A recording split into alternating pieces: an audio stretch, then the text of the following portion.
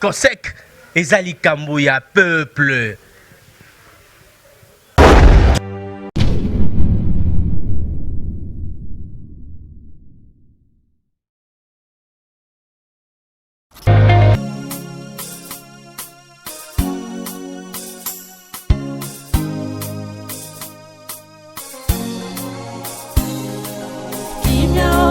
Jali koluka e jali sera yo mabota maso matemo tema e paina yo tata biso to so sorio biso to ni melio biso to kolanda yo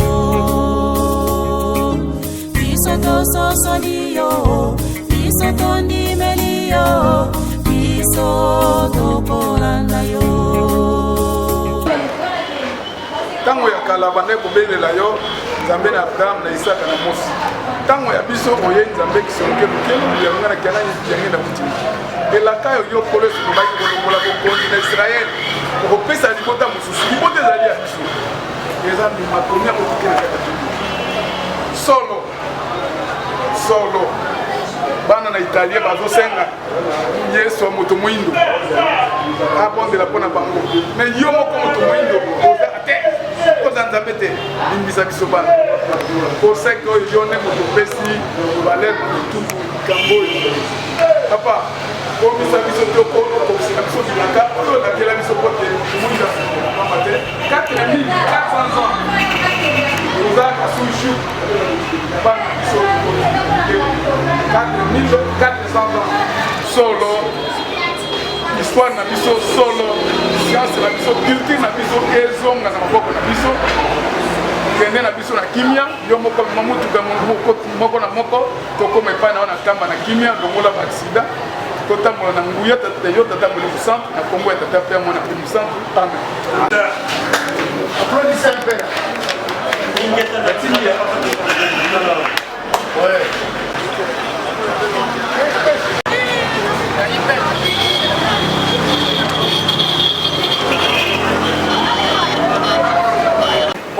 Oba que no encima.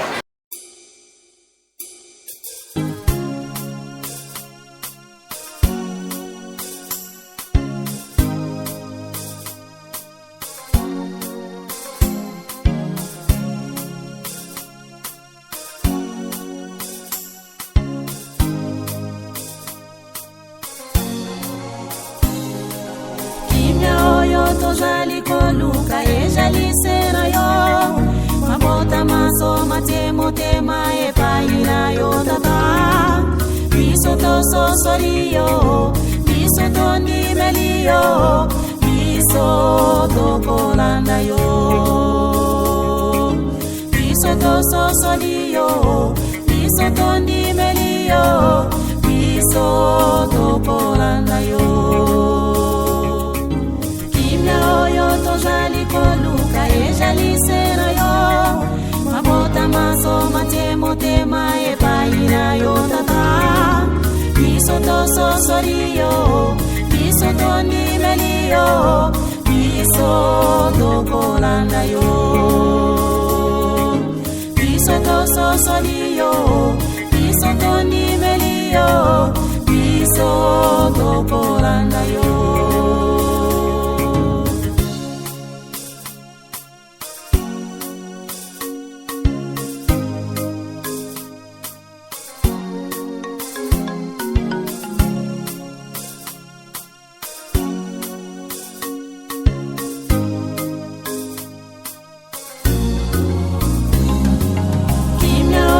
Tozali koluka e jali sera yo mabota maso matemo tema e paina yo tata biso to so sorio biso to ni melio biso to kolanda yo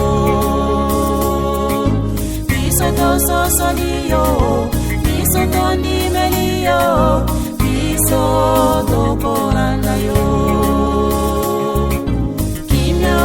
tozali koluka e jali sera yo mabota maso matemo tema e paina yo tata biso to so sorio biso to ni melio biso tokolanda yo. Biso tososoli yo, biso tondimeli yo, biso tokolanda yo. Ezali mosusu te akoki kopesa kimia, mobele yo tata kimbangu kyangani yokoki kopesa biso kimia, olongola misala ya mabepo biso tosepela. Kopesa biso kimia, olongola misala ya mabepo biso tosepela. Ezali mosusu te akoki kopesa kimia, mobele yo tata kimbangu kyangani yokoki kopesa biso kimia, olongola misala ya mabepo biso tosepela. Kopesa biso kimia, olongola misala ya mabepo biso tosepela.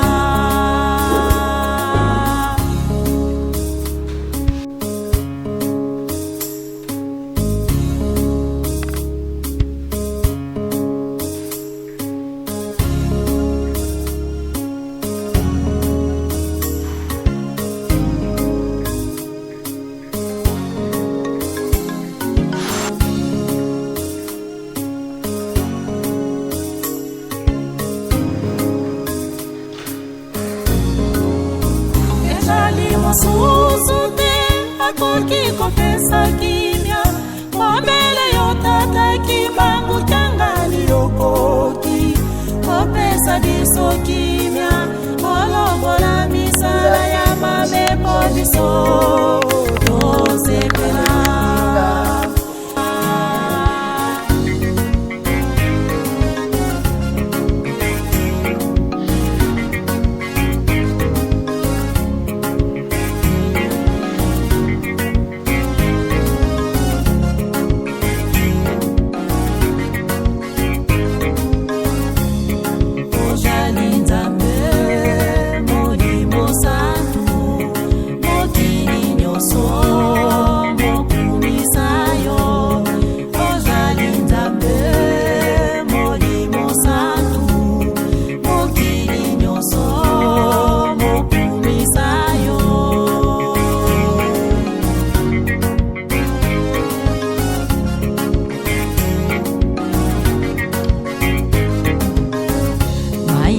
Mabiso masuki monisa yayo, bonzambe wayo imona na umukiri. Mayele mabiso masuki monisa yayo, bonzambe wayo imona na umukiri. Ojali nzambe molimo santu, mokili nyoso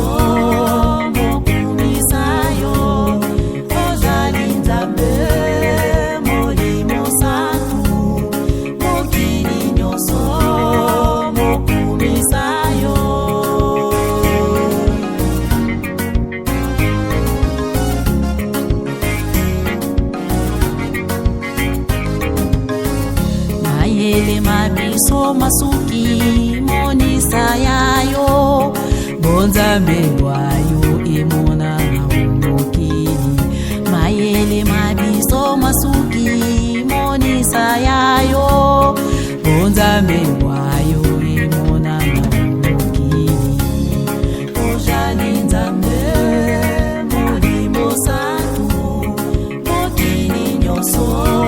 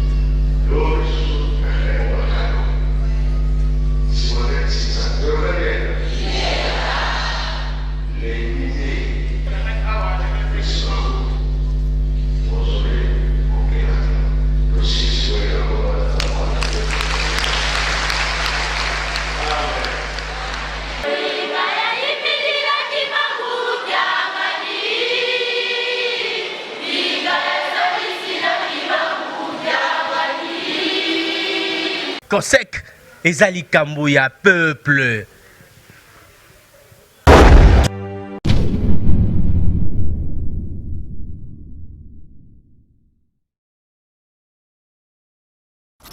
Mama ya diaspora, boss adhéré na COSEC lokola biso. Chef des effets, boss adhéré na COSEC lokola biso. COSEC, tous au service communautaire. COSEC, pour l'émergence du Congo. COSEC, Igeta, Igeta, Igeta.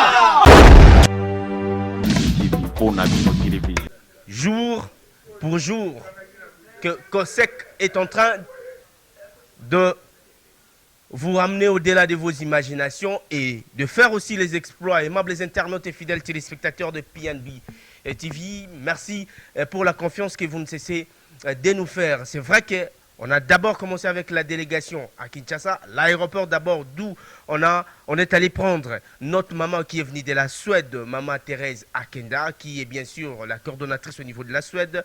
Et après, c'était au tour du président de la COSEC, M. Valère Mangituka, depuis les États-Unis, en provenance des États-Unis. Et à la fin, on a clôturé avec notre papa qui est le secrétaire général de la COSEC, papa Lucien, lui, qui réside en France. Et voilà, vous avez vu comment est-ce qu'on a fait une petite débriefing avant d'emprunter la route de Kamba. Nous sommes arrivés, vous avez vu, aimables internautes et fidèles téléspectateurs. C'est un plaisir pour moi de pouvoir vous informer que problème, il y a COSEC, il y a famille, il y a peuple, on a tous intérêt. Aimables internautes, vous allez me permettre de recevoir le président national qui est bien sûr le responsable sur le plan administratif de la COSEC. Il travaille en collaboration avec certains de ses membres. Voilà, président Valère Mangituka, bonjour. Bonjour, papa Marcel. To monaki nenge délégation y et to Kamba.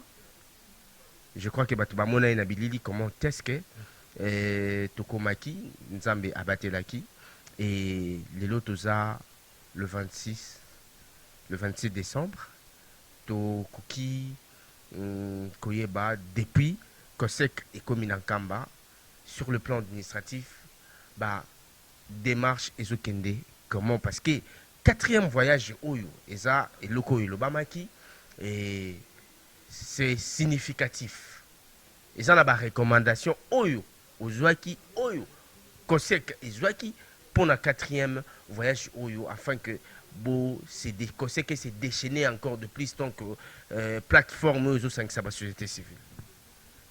Merci mingi papa. Donc voyage ezoleka bien et toza ko remercier ba leader nyonso ya COSEC tant ya diaspora que ya kati ya Congo, hein. Il faut signaler que na niveau diaspora toye na yazaka nga États-Unis te bandeko France bazali bandeko ya Swadi bazali na kanisa bozwa bango na micro et toza bandeko ya kati ya Congo bazali na ba niveau nyos. Donc toi déjà na Kamba toyaki depuis avant-hier na butu nango makambo ezoleka bien.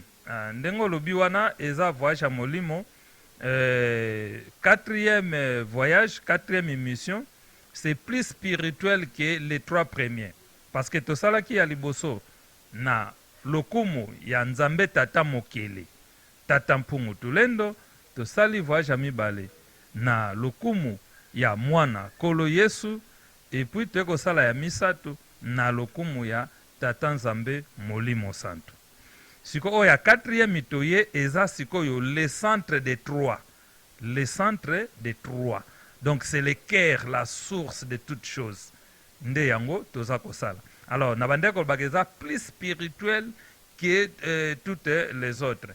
Et toza nesengo parce que yemoko papa a se manifesté déjà pour na confirmer biso que quatrième émission na biso eza bel et bien réussi sur le plan spirituel. Ok. Voilà, je pense quand même que Ndeko Balandi you attentivement et tu as dit que ce n'est pas une chose facile. Est-ce que quatrième voyage, il est là qui est nécessaire? Il y a Kamba. Oui, quatrième voyage ezalaki nécessaire comme en Kamba parce que nde na aloba awa déjà toti ko découvrir oyo jusque là to découvrir ki yango nanu te. Donc na kopesa exemple tangu bandeko bamonaka drapeau ya église kimbangiste ezoflotte drapeau wana ezalaka ye moko papa Simon Kimbangu Nzambe Molimo Santo. Donc drapeau wana eza oyo bapesi biso na quatrième voyage toyebaki te. Et en dehors de cela trône ya ye moko papa esika efandi donc eza place moko déjà toloba eza libre mpona mutu nyonso oyo alingi kosenga. Et c'est pour cela que toza koleka siko na deuxième étape lelo ya kofukama liboso ya trône na ye mpe kosenga pardon na kombo ya Congo mobimba. Pourquoi na kombo ya Congo mobimba? Parce que biso toza société civile. COSEC aza société civile. Donc il est supposé comprendre que bato nyonso o ba servir mboka bauti na kati ya ba famille. Or la famille est la première organisation ya société civile. Biso siko toza coalition ya ba organisation. Cela veut dire que première coalition na biso eza famille. Donc tokosenga pardon na kombo ya Congo mobimba na kombo ba catégorie nyonso na mabe nyonso oyo basala na papa Simon Kimbangu ko bandaka musala na ye na 1921. Oyebi ke papa Simon Kimbangu ti bakanga ye bongo bakoko na biso baparticipaka koteka ye ndenge kolo Yesu batekaka ye na Yerusalem akala. Donc papa Simon Kimbangu mpe batekaka ye bongo. Foto senga bolimbisi mpona babiloko wana. Papa Simon Kimbangu babeta ye bazokisa ye. Or ye en tant que Nzambe esika kaka makila na ye sopani. Cela veut dire que bamakila na bino e bando sopana kawana. Lelo tole la situation est toyebi ndenge esila te. Mais est sopa makila ya papa Simon Kimbangu. Makila o esopana wana. Faut biso société civile to sengelango pardon. Eza makanisa mutu te. Eza o ye moko azoko souffler. Ngonge koki bolingi bobika. Tala betapi fo boleka nango po bobika. Moni yango toyebisa batu bakota COSEC. Eza masolo oyo ekomema Congo ya sika parce que kolo Congo na kolo mokili yende aza kotambusa COSEC. Donc na opesa exemple mususu parce que batu baloba non ekoza omoni na mboko babengi Gambie. Gambie eza na West Afrique. Ezalaka na mutuka moko ezotambola et batu bazaka mutuka na mutuka etombe mpana. Siko bamona vie moko azoya na mpanzi ya oleka. Car moko eleki wana mai ezaki wana et mai yango ekimeli vie o bamonaka ya moyindo. Or vie wana ezalaka papa Simon Kimbangu. Parce que papa Simon Kimbangu abande kobima na ba pays nyonso ya Afrique. Pona kolukela bango kobika. Donc ndeko congolais yeba makambo parce que ba bombela bisongo mingi. Papa Simon Kimbangu atambula na ba pays nyonso ya Afrique pona koluka kobika ya ba peuple nyonso ya Afrique. Alors na bando beta lisolo ya Gambie. Tangu mai wana esopaneli le vieux noir oyo bato bamonaki sans pourtant bakezalaki papa Simon Kimbangu. Bato siko mutuka na bango ekufaki babandi koseka le vieux wana. Siko ezalaki soki via keya keyi bango baoseka. Tango baluka tel bona sima batiki koseka. Soka continue kokende babandi koseka. Soka baluki susu batiki koseka. Ya mbala misatu papa Simon Kimbangu abeta nini na tolo. Selon l'histoire écrit et témoigné na bato bazala wana na bana na bango. Donc balobi ke tanga beti loboko na tolo ezo beta lokola bombe do mabele zo ningana mboka na bango nyonso mabele ningana. Et puis aye koloba na bango lokola boseki ngai mboka oyo bokozana kimia te pe mukile koyeba bino te balobela bino te. Heureusement na groupe nyonso wana mwasi ya kolo mutuka oyo ekufaka ayebisi mbali na ye waza muta Nzambe oyo c'est un prophète parce que tango Nzambe alata nzoto babengaka na bakombo nyonso babenge prophète babenge roi c'est normal mais lingi koloba te ke longoli ekibo Nzambe na ye. Donc nde papa wana kolo mutuka apusa na pembe na papa Simon Kimbangu afukami pona kosenga pardon. De façon que papa Simon Kimbangu a longo la synthèse oyo a prononcé likolo ya mboka na bango Gambie. Et batu mususu pe soko tunie Gambie ezaka wapi ayeba te. akolakisa yango au côté Afrique du Sud alors que eza na West Afrique wana nyonso conséquence ya maloba ya papa Simon Kimbangu ayebisa bango ke mboka na bino bayeba bino te. Donc elingi koloba nini? Elingi koloba ke na pasi oyo biso bakongolais bayaya na biso parce que ntango wana biso tozala te tobotamaka nanu te oyo basala na papa Simon Kimbangu du fait que na niveau national nanu toreconnaîtra yango te mpo tosenga pardon nango yango toosouffrir. Moi, pour tout récapituler, pour tout mécanique récapituler, au té que le balikamougeza à Moutouya, il y a pardon. Mais vous ne voyez pas que quelque part, Bandeko Baotala, émission Baroloba Peke, oui, pardon. Peuple, tout ça d'accord, tout ça pardon. Mais les politiciens. Au moins, que Bango Moko peut faut pas impliquer Bango peut basenga nzambe pardon, basenga peu peuple congolais pardon. Motuna na papa eza makasi hein. Eza makasi mais na répondre on a deux volets. Eza na pardon collectif na pardon individuel. Même soki to lobby ba politicien, soko tali génération ba politicien ya lelo. Bango te mutu bazaka na conférence nationale souveraine. Oyo ba wololaka papa Simon Kimbangu na kata conférence. Parce que tango papa Diangeda ayebisi papa Nabiso archevêque paix à son âme Mosengo. Parce que babiloko nyonso yango tolo ba photo senga pardon parce que même ba mangomba e bombela biso peuple masolo. Parce que papa Nabiso Mosengo ayebaka bonzambe ya papa Diangenda. Bonzambe ya Kimbangu na nzoto ya Diangenda. Ozo comprendre? Tangu papa Nabiso cardinal Mosengo à l'époque azaka monseigneur. Tango azokende okutana na papa Diangenda abande kofukama parce que ayeba ekaza liboso ya nzambe na ye. Même pape ayebi ke nzambe na Congo. Mais biso ya Congolais toyebi te. Bandeko nanga ba catholique pe bayebi te. Bandeko nanga ba protestant bayebi te.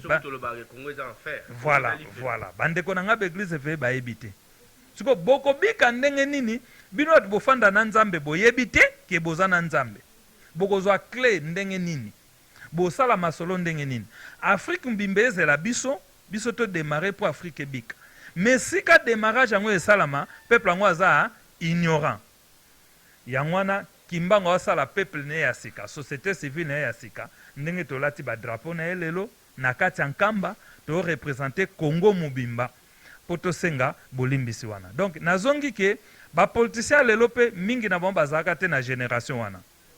Nde pardon obiso to senga ngo eya lokola mama aosenga pardon pona mwana nae. Nzambe pe ayokaka. Vous comprenez? Et puis ba politicien ba uti na ba famille na biso et ba politicien ba passager. Donc kitu wana ba fandi lobi pe ba olongwango. Mais sengeli ba o ba ya lobi. Bazala ba oyo ba participer na processus ya senga bolimbis. Parce que soki pe bango ba ben conscient passe à Congo et ko continuer. Donc biso COSEC, biso société civile asika, tozo tia lokola frein na passe wana o fallait continuer. Donc musala to salande yango wana. Oui, et après Kamba, after Kamba, Matadi. Et Matadi ça pour la raison administrative kaka ou comment? Ouais, d'abord na Matadi toza na peuple oyo asadere na COSEC, société civile asika. Et c'est na biso lokola toti musika Amérique, France, Suède to kutana bango to pesa bambo te to encourager bango parce que basadere. Donc COSEC ezakuna to ke kutana ba membre COSEC ya Villa Matadi. Et puis Villa Matadi est une ville stratégique parce que yango biloko elekelaka. Biso COSEC to yete poto sa ba discours. Biso COSEC to poto banda musala papa Simon Kimbangu o alaka pona Congo. Donc ba matériel obiso to longola na poto pour kota na Congo, ça va passer par Matadi par Boma. Donc nous avons l'intérêt ya comme mobiliser peuple na biso na ba ville wana po ba yebake musala na bangonde ezoya donc ba matériel o ekoyaka wana eza ya biso peuple et ba prendre soin nango ba protéger. Merci beaucoup président pour cet entretien. Toujours continuer parce que Photo Mbappé secrétaire général, après ça peut impressionner, peut-être qu'on répond dans moi 2-3 préoccupations pays à peuple, parce que tout le bien, et puis le bas bien que Kosek, que ça peuple, Kosek, que ça famille, et qu'on sort. Merci en tout cas, tu as dit que tous en a parce que nous sommes il faut tout quitter Matadi, et puis il faut tout à Kinshasa, si le programme, il y a les 30 et ça, caca confirmé, ou bien, et impréviste, pour que Ndeko Bazolanda soit confirmation. Oui, merci. Non, le programme à l'étranger a confirmé parce que tout est déjà presque prêt. Ça, les alliés, l'invitation ont circulé. La coordination, eux, décorée officiellement, ils sont déjà prêtes. Et les plans de 3 ans auto-représentés, ils sont déjà prêts. Il y a un devant trône, il y a Kimbangu, to bonzango lelo. Et ça soit bénédiction nango yamboto chango na mukili parce que le monde est méchant et lo kanzambe fait soit bénédiction nango pour qu'ils la protéger. Donc wana nyo c'est musala to ela na kamba. Donc makambo ya le 30 juin ils a confirmé, j'en appelle à tout le monde ou kozwa message le 30 décembre toza kata Kinshasa pour na ko inaugurer ba délégation pour na ko présenter le programme ya Kosek et ya société pour les 3 ans à venir. Et puis, pour nous imprimer la première carte des membres, il y a COSEC. En tout cas, merci beaucoup. Merci. Ok, voilà. Moi, je pense quand même que le secrétaire général, je vous prie de pouvoir se joindre à moi. Voilà. Bouti Kolanda, le président national, et là, c'est maintenant le secrétaire général de la COSEC. Lui, il est résident en France. Précisément à Paris, papa secrétaire général, bonjour. Bonjour papa Marcel. Voilà, et Sengomingi, il y a Koyambayo, na plateau, na Bisso, il y a PNB TV, et sa première fois, mais dernière fois, bonne santé. Santé, ça madame, nous sommes déjà colongono, na molimo. Physiquement et spirituellement na kanisi nzambe akimbanga azobongisa nyonso ndenge eza volonté na ye. Merci. Ok, voilà. Vous aboyez la délégation, vous saluez de votre mieux, vous avez musika tiboya pour na préparatif, événement oyo, y a activité oyo et vous allez les 30 en même temps. Vous avez qui peut censé yako banana mukamba. Papa c'est que yoza secrétaire yonto simbi sur le plan administratif et tout, vous avez la liste, il y a batebele na conseil, vous avez la liste il y a président. Les lots conseil que zala qui loko moko zala qui na abstrait. Bo sangani, bo sololi, bo planifier, bo tcheba idée, les lots conseil que commis concret. Alors place où to commis les lots. Vous êtes sûr et certain que après 2 ans, 3 ans, COSEC va toujours exister. Papa journaliste, na lobi pe na confirmer ngo pour COSEC ezali cadeau au papa Kimbangu apesi biso. Ezali cadeau apesi na peuple congolais. Pour papa Kimbangu amoni pasi na kolele ya bana na ye abi non bozalaki déconnecté na ndenge ya molimo mais sikoyo namoni confiance na bino namoni maturité spirituelle na bino yango apesi biso société civile ya sika COSEC esangisa bana diaspora na bana kati ya mboka po ebota mbuma kitoko po pasi ya Congo mwana Congo esila papa Kimbangu azokamwa na mboka Congo oyo etondi bomengo ndeni bana bane bakufaka nzala ekambo kama mabele ezali bilangi ezali mai ezali tukufaka nzala mpona nini yango wana apesi biso COSEC et nyonso ebanaka na molimo sememoni na physique donc c'est le spirituel qui commande le physique yango toye a na nkamba awa ezali source ya bénédiction ya COSEC c'est la source soki okati source baflua nyonso kufa. C'est-à-dire que ce qui mai ezali coulé, ce kaka bo se déconnecter na source. Après mai kauki. Yango na biso to kata contact na kamba te pe jango source ya COSEC. Ko ri awa za sûr COSEC existe mais ata biso za soutenir na mokili eko tika la COSEC yango nde ezali base ya développement ya mboka Congo. L'impression na zande ni ndengo komi kamba d'abord fola ki sol ya ba ancêtre na yo depuis aéroport en Djiliti ndenge to komi awa na kamba ndenge makambo zo leka awa ba impression na yo to va comment et tout. Na sepeli bingi po esalenga émotion puisque depuis na koma kamba ça fait plus ou moins 50 ans. 50 ans. Depuis na on a yaka première fois na kamba na ki mwana moke. OK. Sikoyo makambo mingi échanger tango wana ba temple ezalaki te biloko ebele ezalaki te sikoyo tango na ye kam singa epesi ngai esengo namoni ke bapapa na biso mosala basalaki na biso moko eboti mbuma ezalaki boye te sikoyo ekomi boye nasepeli mingi vraiment epesi ngai esengo epuis nakopesa courage na bandeko nyonso kimbangiste na bando kimbangiste mpona kocontribue kotonga nkamba po oyo ezali terre sainte na biso la terre sainte par excellence mpona moto moyindo nyonso yango wana azalaki nango na question wana. OK, merci. Poto chitena yo quand même. Message ni kopesa na bandeko bazotala yo ba diaspora surtout baza na français ou ba yebi yo baza presque partout na ba pays ba diaspora ou baza presque na ba pays misusu oyo ba yebi yo. Par rapport à COSEC, conseil ni nous kopesa na bango to message ni o kopesa na bandeko ya COSEC o pe batikali bazui tenter to babaye na bino nzela moko te conseil ni kopesa na bango.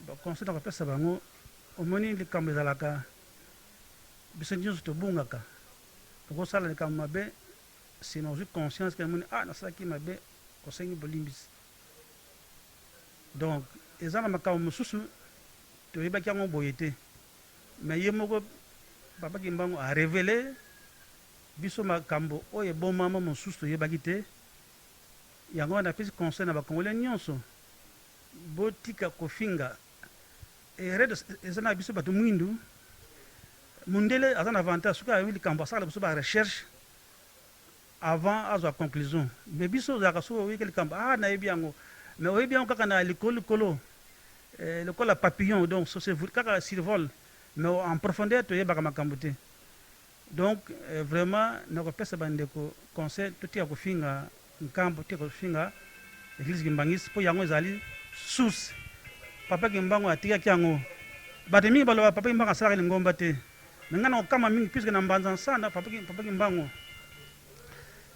le 10 septembre 1921 papa Kimbangu ntango apesaka prophétie na ye bakomaki bien na mokanda ndenge akoti na nsampa c'est-à-dire que ezalaki enclos moko bato bafandi c'est déjà une essence ya église puisque ezalaki bato bazalaki batoni wana basali enclos nsampa nsampa enclos c'est-à-dire bato bazoya soki moto azwi libiki ake atindeki no sokola c'est déjà une église au sens ya organisation ezalaki azalaki na baconseiller azalaki na basecrétaire bazokoma makambo ayo azokoma c'est-à-dire que ezalaki déjà sous-bassement ya église donc nyonso wana vraiment totika kofinga église Kimbangisi totika kofinga bapapa papa Simon Kimbangu azali molimo santu oyo atie tembe asenga afukama asenga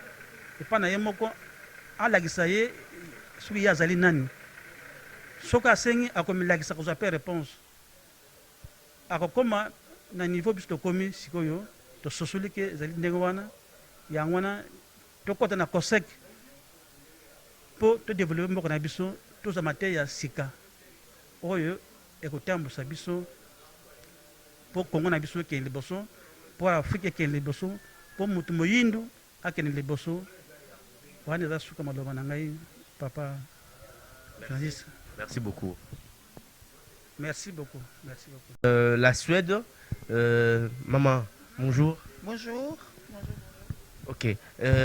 Impression na yo par rapport ndenge conseil que que depuis aéroport et puis beaucoup minkamba ndenge makambo les kana kamba impression na yo moni yango comment et tout na epipete chaque fois oyaka nini oyo utiraka ya motuya oyo sikoyo ezobakisama lisusu po ntango kozonga certainement bandeko bakosala besoin bayoka yo pe impression na nga en tout cas na sepeli donc toujours continuer à approfondir makambo donc toujours ba mboka na biso et source donc place de Outa puisque na banda constater que là au moins banda manqué chaque fois donc si que j'ai boucle les a bouclé donc na place na Outa na bien importance ya place na Outa donc plus que ça et préparatif ya COSEC tu dis que les 30 awa ils ont une activité moko monene beaucoup ça là et tout et faut beaucoup taper Matadi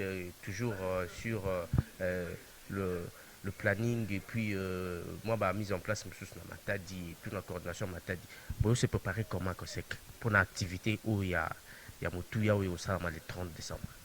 En tout cas, la préparatif c'est bien donc équipe nous sous à Kinshasa, Kocha Makamio sont en place. Donc tout sera prêt pour l'événement. Nous vous disons un grand merci. Merci à vous. Voilà, je pense quand même que il y a un adage qui dit que le temps n'est pas notre allié, il faut savoir s'accrocher. Nous, on doit s'accrocher derrière le temps. Hein. Écoutez, ici, c'est la Terre Sainte, tout est tellement structuré. Moi, je vous conduis de suivre parce que dans PNB TV, les images parlent d'elles-mêmes, les images elles suffisent d'elles-mêmes. On suit. PNB TV.